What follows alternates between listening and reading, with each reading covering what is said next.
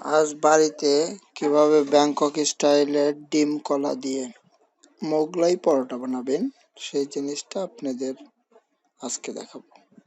এজন্য আপনাদের লাগবে 2 কাপ ময়দা, একটা ডিম, 2টা পেঁয়াজ, একটা মরিচ, একটা কলা, পরিমাণ মতো চিনি আর লবণ। 2 কাপ ময়দার সাথে আমি এখন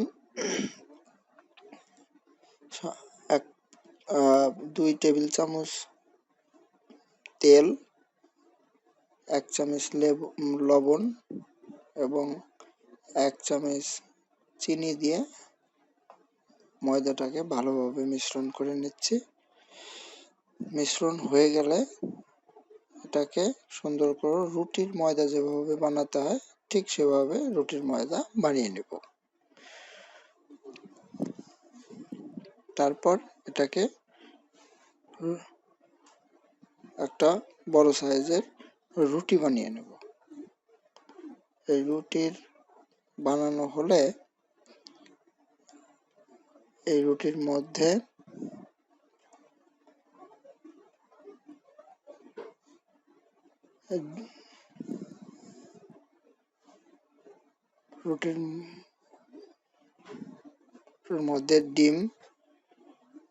ডিমটাকে সুন্দর করে মাখিয়ে দেব রুটির সাথে। তারপরে পেঁয়াজ, মরিচ দেব। তারপরে কলাগুলোকে ওটার মধ্যে সুন্দর করে সাজিয়ে দেব।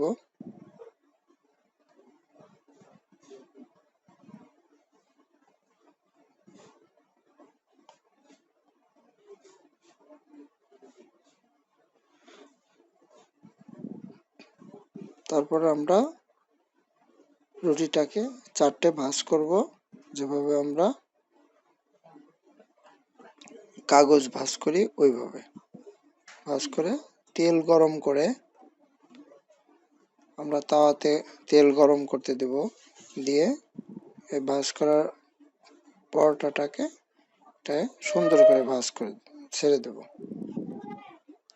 ছেড়ে দিয়ে এটা যখন লাল হয়ে যাবে তখন নামিয়ে আমরা এটাকে পরিবেশন করতে পারবো মোগলাই পরোটা।